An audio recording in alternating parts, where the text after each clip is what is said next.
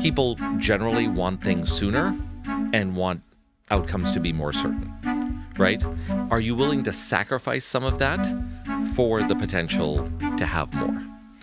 And so we can think of this as like, I can settle and be comfortable by having it right away or having it with high likelihood, or I can be willing to sacrifice a bit of what I'd prefer in order to have more.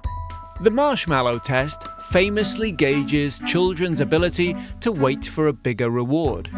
A body of research suggests that the happier we are, the more likely we are to be patient. But many of those studies were undertaken in the US and Europe. So how universal is that conclusion? Welcome to the Chicago Booth Review podcast, where we bring you groundbreaking academic research in a clear and straightforward way. I'm Hal Weitzman, and today I'm talking with Chicago Booth's Oleg Urminsky, whose research examines the connection between emotions and economic decisions around the world. Oleg Urminsky, welcome back to the Chicago Booth Review podcast. Thank you for having me. It's great to be back. Well, we had such fun with you last time. We wanted to have you back to talk about your research on emotions, patience, and economic decision-making. And so tell us, what do you mean by patience and what do you mean by risk-taking in the context of this research? How do we define our terms? So we're looking at a particular kind of patience and risk preference that comes up in some economic decisions and not others, which is the situation where there's a trade-off between, in the context of patience, you can imagine the trade-off between having some positive outcome sooner, that's smaller, or being patient, waiting longer, and getting a better, classic larger Marshmallow Test. Exactly. And in the context of risk, we're again looking at kind of one side of the risk question, which is you could have something smaller with more certainty, or you could have something larger with less certainty. And it's important to qualify this, and I'm glad we started with this, because when we think of risk-taking, we often think about like the entrepreneur who could have there's a small probability of a very positive outcome, but maybe what has a high probability is actually a negative outcome.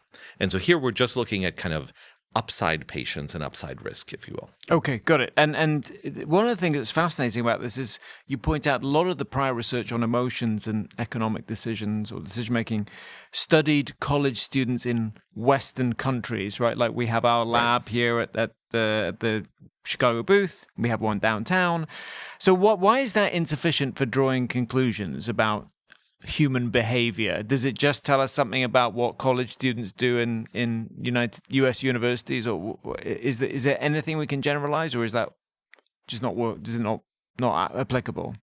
So I think that the issue is that we just don't know when the research only looks at it in this way. And, the reason for it is largely one of convenience, right? So if I'm a psychologist studying the role of emotions in decision-making, which is such a fundamental question, the most feasible thing to do is to go to the people I have around me who are willing to be research participants, which are typically the undergrads at the school where I teach. And so there's a lot of research on this question, but it's largely been done in this way.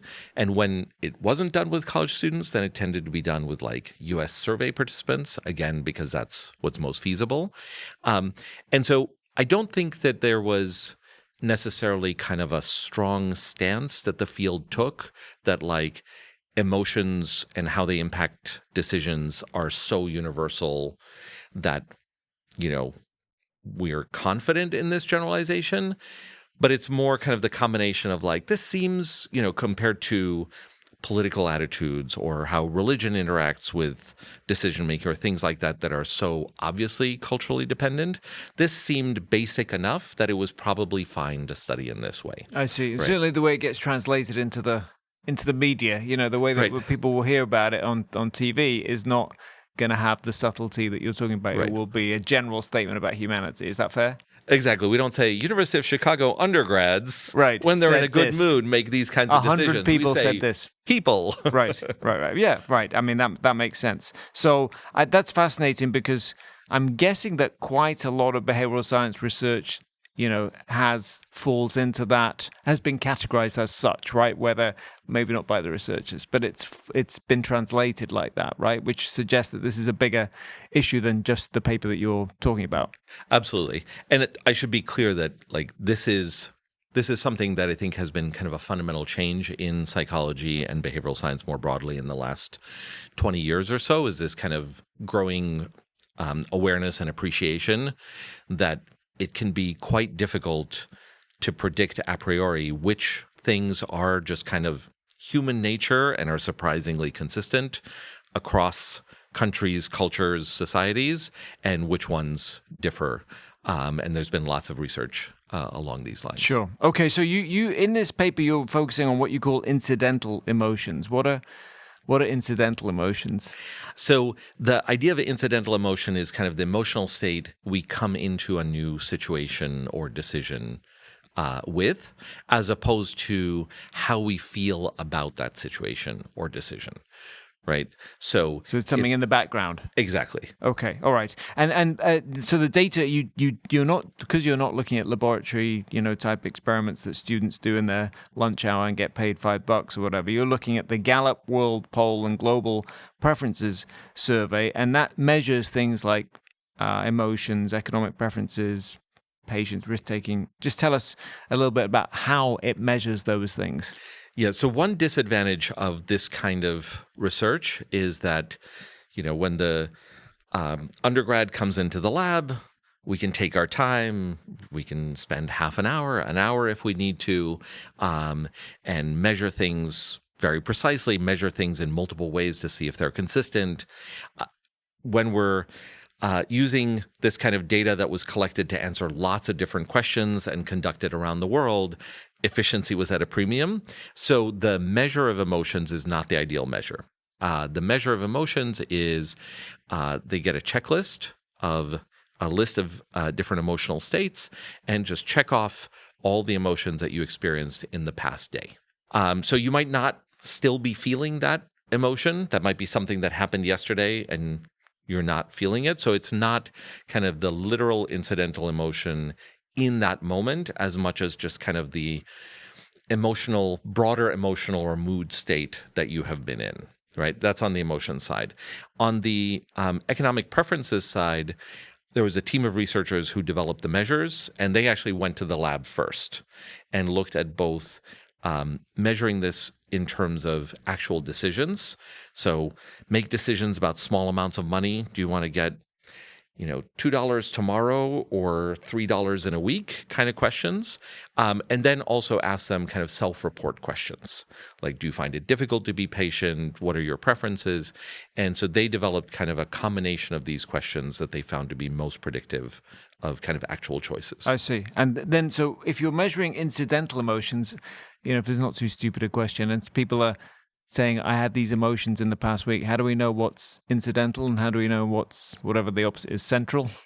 Right. Guiding. So that is a core limitation in this research, which is each person just takes a survey once, right? So we don't observe changes in people's state over time. And so that means when we're saying we're comparing two people, one said they were happy, one said they were sad, what does that mean?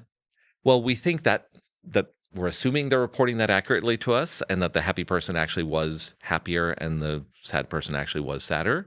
But what we can't distinguish between is these are people with the same baseline level of emotion, but one just happened to have good things happen yesterday and the other one had negative experiences yesterday, versus these are the kind of people that in general one tends to have more happy days and more sad days. There is some other research that was done with different surveys that were conducted over time that finds somewhat complementary results that can pinpoint that part of it a bit more. What we do in this research is we try to address it by kind of tackling the major confounds you might be worried about. Like maybe people who have more money, their lives are easier, they're less likely to be stressed and angry and sad, and people with less money have tougher lives. And So could this really be about their income instead of their emotion? So we control for that in the analysis, but those controls only go as far as the measures we have available to us. I see. Got it. So you may not have depth, but you do have scale. You studied Exactly. 77,000 people. That's great. This survey gives you this reach. 74 different countries, and there are patterns there. So you found that positive self-reported emotions, with all the caveats that we just talked about, generally predict two kinds of behaviors. One is a greater willingness to wait for the delayed rewards. That's the patience, the marshmallow that we talked about. And the second one is a greater willingness to take favorable risks. Now, are those might seem to be contradictory, waiting patiently versus taking risks. So what's going on? How do you explain that? Yeah, so the common theme, because we're looking at kind of upside risk, people generally want things sooner and want outcomes to be more certain, right? Are you willing to sacrifice some of that for the potential to have more? And so we can think of this as like, I can settle and be comfortable by having it right away or having it with high likelihood, or I can be willing to sacrifice a bit of what I'd prefer in order to have more. Okay, so they're actually not contradictory, they're complementary. All right. So which emotions, from this study were most strongly identified with patients and which with kind of willing to take risk? So happiness and enjoyment, which was very similar, were most strongly associated with willingness to be more patient and take more of these upside risks. Pain was most strongly associated with not being willing to take additional risks and not being willing that makes sense. To be patient.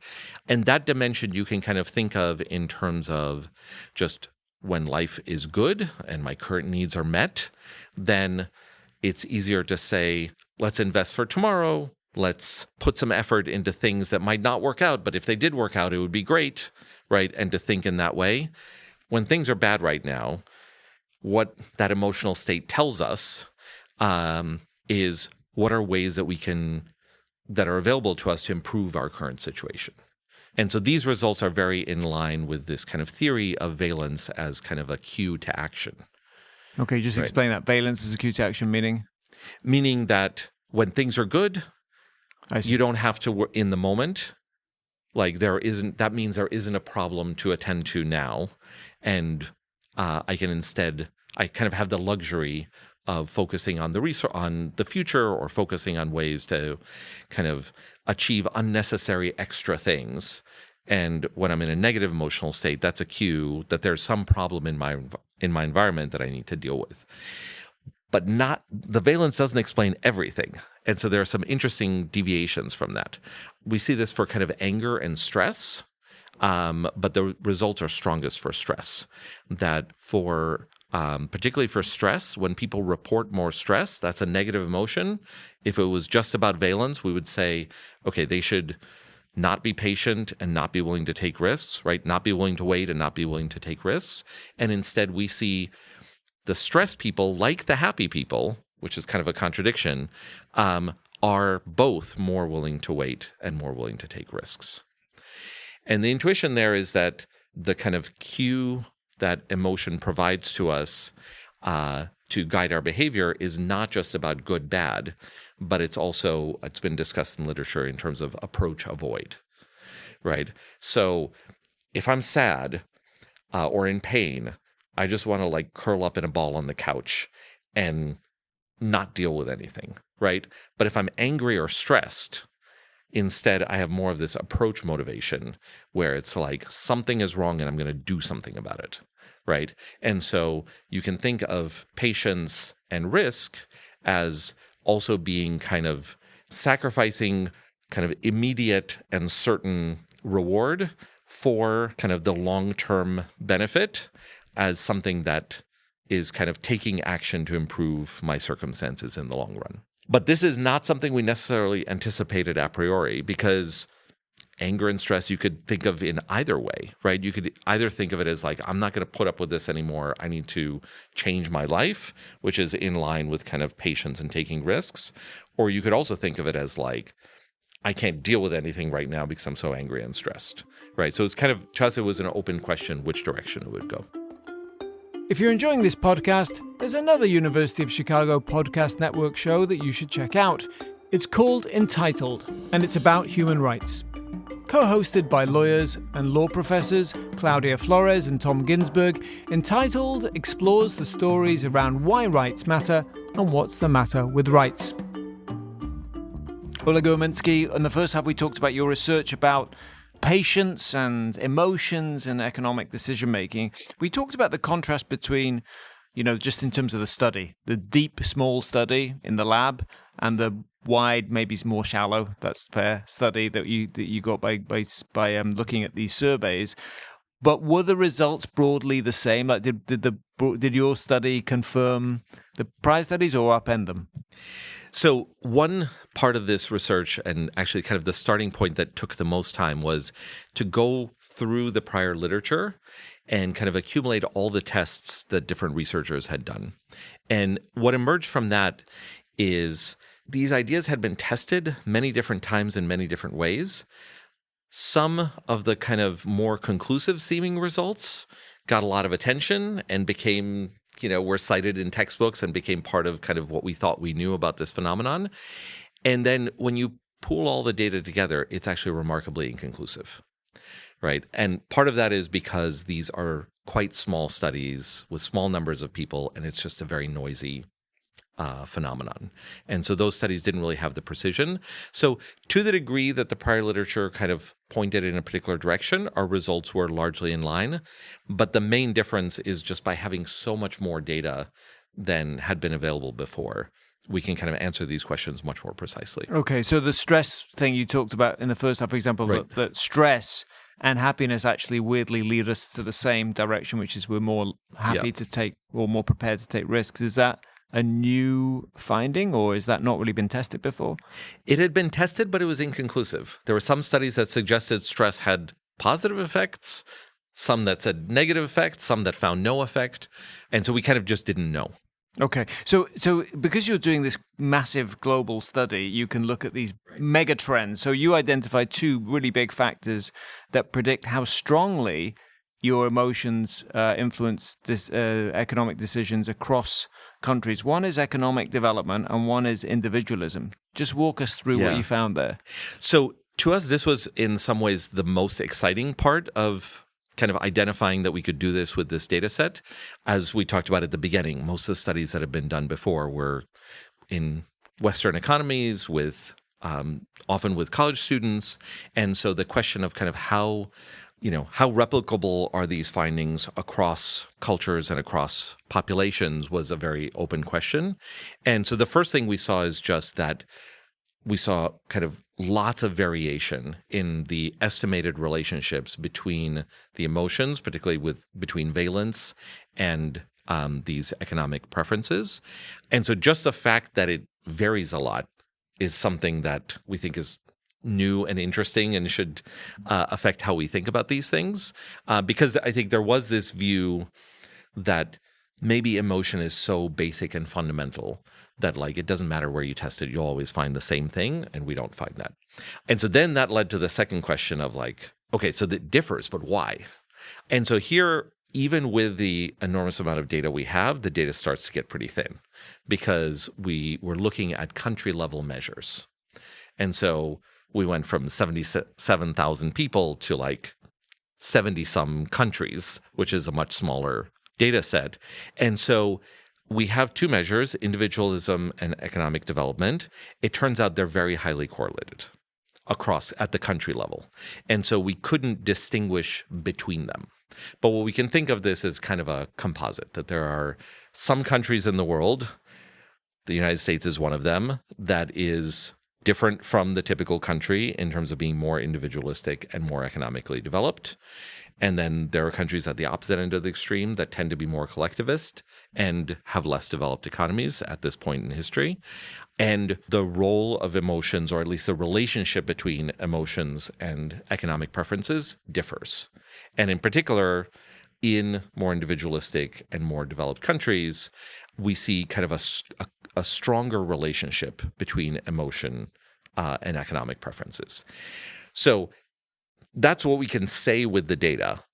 in terms of interpreting that, that's open to many different interpretations. We're now looking at country-level correlations, confounding many things. But one interpretation that I would offer as a hypothesis rather than a conclusion is that kind of in individualistic countries with more developed economies, we kind of have the luxury of making economic decisions in line with our incidental emotions. Whereas in countries that are more collectivist, where kind of compliance with social norms is more important, and where there's stronger economic pressures in less developed economies, you kind of have to get the economic decisions you make right. You don't have the luxury of making the wrong decision just because of the mood you happen to be in at the time. So I think this is a plausible interpretation. There's another. It's like I feel like the bankruptcy laws change our emotions. Exactly. We're more likely to be happier, take a risk, more comfortable taking a risk because of the way that the whole structure is set up, and there's a lot of things interacting there. And when you say individualism versus collectivism, is that self-reported? How do we measure that in the survey? Yeah, so we used two different measures and found similar results, which gives us some confidence because none of the measures are that great. So we used measures, kind of country-level averages from the World Values Survey. There's also this very standard measure that people use that we also used that sounds crazy when you describe it, which is a very early researcher who is interested in cross-cultural psychology worked with IBM to survey their employees around the world. And that is one of the standard measures, how IBM employees differed across countries in the 1980s is how we think about these country-level differences. But subsequent data has kind of validated that predicts pretty well. Okay, but it's not just differences between countries; it's also differences within countries, right? So you found these big regional variations. Tell us a little bit about that. So we looked differences across countries. Within countries, we looked across regions, and we also found quite a bit of variation. There, we were not able to explain that variation as well. We looked at both kind of region-level proxies for economic development and individualism, as well as some not great person-level measures. And there, the results were pretty inconclusive. So we have kind of stronger evidence at the country level. And that's something that I think would be really interesting to try to do more research on, because there are these questions about, is it just kind of a lack of ability to measure it accurately enough that led us not to detect these patterns at the region and person level? Or is it really that the kind of norm of integrating, using emotions as an input into your decision making, those are kind of widely shared norms that differ across countries, even if your personal circumstances don't align with kind of the circumstances that created the norm in the first place. Okay, we talked at the beginning about the marshmallow. I mentioned the marshmallow test. I think it made me think of it, with classic thing where you ask a kid to kind of, can they be patient and wait for 2 marshmallows? But that also, it seems to me, has some kind of ideological or cultural underpinning, and it may be that in America or in in Europe, if you wait, you really will get 2 marshmallows. Whereas if you're in a poor country, it may be that you won't get any marshmallows. That the risks, that the nature of risk taking, we think of risk taking as you say, is a good thing, but it may be risk taking is actually not a good idea if you're in a country that's beset by war or a lot of economic uncertainty. So absolutely, there's a lot going on there, right? Which means that you might be happier and more likely to take a risk, but that might not be necessarily a good idea everywhere. Yeah, I think that's a challenge for any research like this. That when we see these differences, it does tell us not to kind of jump to assumptions that things are the same, but it can be difficult to tell what the source of the difference is. Is the difference at the kind of psychological functioning level, how people incorporate the emotion they're feeling into the decision, or is it also in part that kind of what the decision represents or what the emotion represents is different, right? Is someone saying, I was sad yesterday, different in the US than in another country, right? Absolutely. So we did some analysis to look for strictly linguistic differences. So we redid the analysis only using Spanish-speaking countries to make sure that it wasn't at the level of like how the word was translated, and we rule that out. But at this more fundamental level of like, what is the experience of being sad in one culture versus another? That is kind of baked into the phenomenon itself. Right, remains for more research on that. Exactly. Okay, right, we'll have you back when you've done that. All right, Oleg Urminsky, thank you so much for coming back on the Chicago Booth Review podcast. My pleasure. That's it for this episode of the Chicago Booth Review podcast, part of the University of Chicago Podcast Network. For more research, analysis, and insights, visit our website at chicagobooth.edu/review. When you're there, sign up for our weekly newsletter so you never miss the latest in business-focused academic research. This episode was produced by Josh Stunkel. If you enjoyed it, please subscribe and please do leave us a 5-star review. Until next time, I'm Hal Weitzman. Thanks for listening.